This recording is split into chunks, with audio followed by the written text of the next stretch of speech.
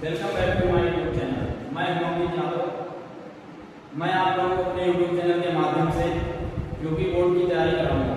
जैसा कि अभी तक मैंने आप लोगों को भौतिक विज्ञान में दर्पण के बारे में बताया कि दर्पण का सूत्र क्या है और दर्पण की आवर्धन क्षमता क्या है तथा वक्रता, त्रिज्या और फोकस दूरी में संबंध क्या है।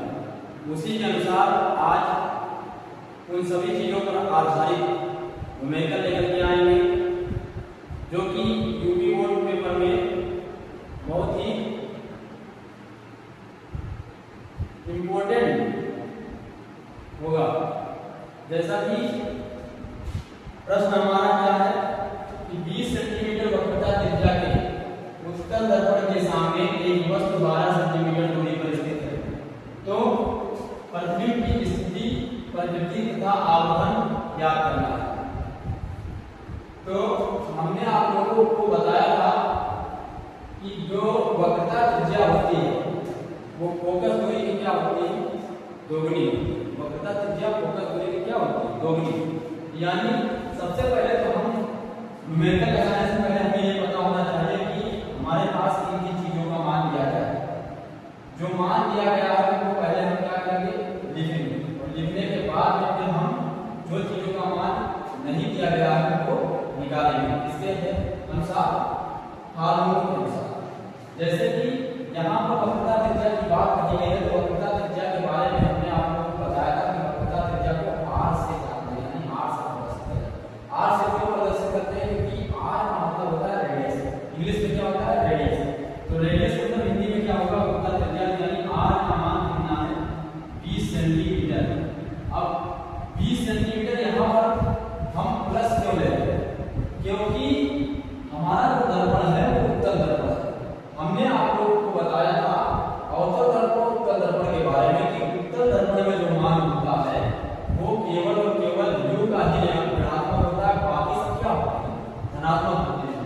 और जो हमारा अवतल दर्पण होता है उसमें क्या होता है, जो हमारा अवतल दर्पण है उसमें सारी चीजें दर्पण के सामने स्थित होती है। जैसे कि वस्तु का प्रतिबिंब हुआ, मुख्य फोकस हुआ, क्या कहेंगे मतलब वक्रता त्रिज्या हुई, ये सब क्या है, दर्पण के सामने स्थित है। इसलिए ये अवतल दर्पण में सारे मान क्या होंगे, ऋणात्मक होंगे, और उत्तल दर्पण में केवल क्या होता है, प्रतिबिंब कहने का मतलब वस्तु ही केवल दर्पण के सामने होती है, बाकी सारी चीजें क्या होंगी, दर्पण के पीछे होती है। तो यहाँ पर उत्तल दर्पण है इसलिए 20 सेंटीमीटर प्लस में लिया जाएगा, मैंने बता दिया आप लोगों को। अब उसके बाद में आगे बढ़ते हैं, उत्तल दर्पण के सामने एक वस्तु 12 सेंटीमीटर दूरी पर स्थित है, यानी उत्तल दर्पण से कुछ दूरी पर, कुछ दूरी कितनी दी है, 12 सेंटीमीटर। क्या है, वस्तु, क्या है, वस्तु रखी है। वस्तु की दूरी को हम किससे पहचानते हैं, u से, और u बराबर कितना है, -12 सेंटीमीटर, क्योंकि u बाकी सभी दर्पणों में माइनस में दी जाती है। u ही एक ऐसा मान है, यानी वस्तु की ही दूरी एक ऐसा है जो कि दर्पण के सामने ही रखी जाएगी। वस्तु हमारी कहाँ रखी जाएगी, चाहे उत्तल हो चाहे अवतल, दर्पण के सामने ही रखी जाएगी। तो इसलिए ये मान हमारा क्या होगा, -12 सेंटीमीटर होगा। तो प्रतिबिंब की स्थिति याद करना है, यानी b बराबर क्वेश्चन मार्क। प्रतिबिंब की स्थिति यानी प्रतिबिंब कितनी दूरी पर बनेगा, तो प्रतिबिंब जितनी दूरी पर बनेगा, प्रतिबिंब की दूरी को नापने के लिए हम किससे करते हैं, 20 से, समझ में आएगा। अब उसके बाद में आगे कह रहा है कि प्रकृति तथा आवर्धन ज्ञात करें। तो आवर्धन का मतलब करना मैग्नीफिकेशन, यानी हमें m का मान भी ज्ञात करना है। तो यहाँ से आप देखते हैं हमारे पास u का मान है, r का मान है, b का निकालना है, m का निकालना है। अगर हमें b का निकालना है तो सबसे पहले तो हमें एक का पता होना चाहिए कि दर्पण का जो सूत्र होता है वो दर्पण का सूत्र क्या होता है, दर्पण का सूत्र हमने डेरिवेशन किया था, तो दर्पण के लिए क्या होगा, 1/f बराबर 1/b प्लस 1/u, 1/f बराबर 1/b प्लस 1/u। तो यहाँ से हम देखते हैं हमारे पास केवल और केवल किसका मान दिया गया है, u का, f का नहीं है। तो हमने बताया कि जो हमारी वक्रता त्रिज्या होती है वो क्या होती है, फोकस दूरी के दुगनी होती है, यानी r जो होता है वो 2f के बराबर होता है। तो अब हमें यहाँ निकालना है, क्योंकि r का मान दिया गया है, हमें निकालना है, यानी f बराबर क्या हो जाएगा, r/2 हो जाएगा, यानी r/2। तो f r का मान कितना है, 20 है, बटे 2, 2 दाम कितना हो गया, 20। L का मान निकल रहा है कितना 10 सेंटीमीटर। अब हमारे पास क्या हो गया, U का मान है और L का मान है, हम V का मान ज्ञात कर सकते हैं ना। तो यहाँ पर चिन्ह सहित मान रखेंगे, क्या रखेंगे, चिन्ह सहित मान रखने पर, चिन्ह सहित मान रखेंगे। तो L का मान प्लस में कितना 10 रख देंगे बराबर 1/V प्लस U का मान क्या माइनस में 12 सेंटीमीटर दिया गया है, माइनस 12 सेंटीमीटर यानी 12 रखेंगे। अब 1/10 बराबर 1/V प्लस माइनस माइनस 1/12। अब देखिए यहाँ पर हमें V का मान क्या करना है, 1/V रोक देंगे, माइनस का 1/12 इसके पास जाएगा तो क्या हो जाएगा, प्लस का हो जाएगा, बराबर उस पास पूरी संख्या जाती है।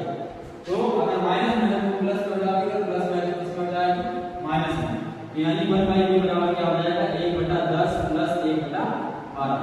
अब यहाँ पर हम क्या करेंगे, चाहे तो एलसीएम ले सकते हैं और चाहे तो यहाँ पर क्रॉस मल्टीप्लिकेशन कर सकते हैं। तो 1/V बराबर क्या हो जाएगा 12 × 12 50 आते हैं, 12 × 12 प्लस 10 × 10/12 का कितना होगा 120। और 12 और 10 का लासा भी कितना होगा, 12 से लासा 60 होगा, लेकिन हम यहाँ क्रॉस मल्टीप्लिकेशन किया है, यहाँ पर कितना है 12 में 120।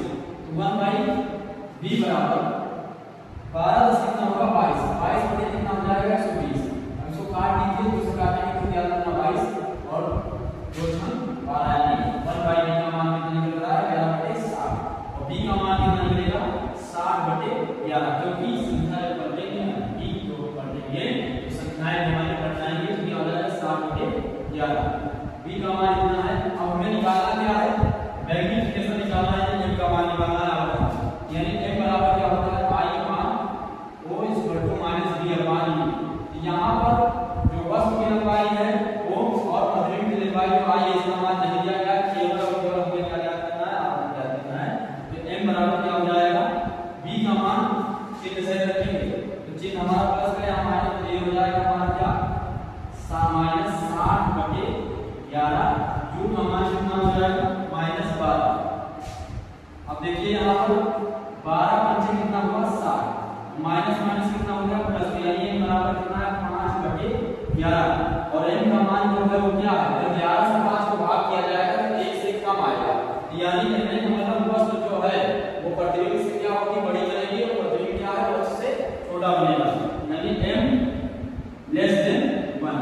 तो इसके कारण क्या होगा प्रतिबिंब छोटा बनेगा, वस्तु से प्रतिबिंब छोटा बनेगा, वस्तु से प्रतिबिंब छोटा बनेगा। तो इस प्रकार से आपके यूपी बोर्ड में दर्पण से संबंधित न्यूमेरिकल आएंगे। आप लोग डरना नहीं, सबसे पहले आप लोग क्या करोगे, हमने बता दिया है कि आप लोग केवल और केवल पहले प्रश्न को पढ़ोगे, उसके बाद में देखना है कि प्रश्न में किस किस चीज का मान दिया गया है, जो दिया गया है उसको पहले लिखते चले जाना। ये मतलब क्या है,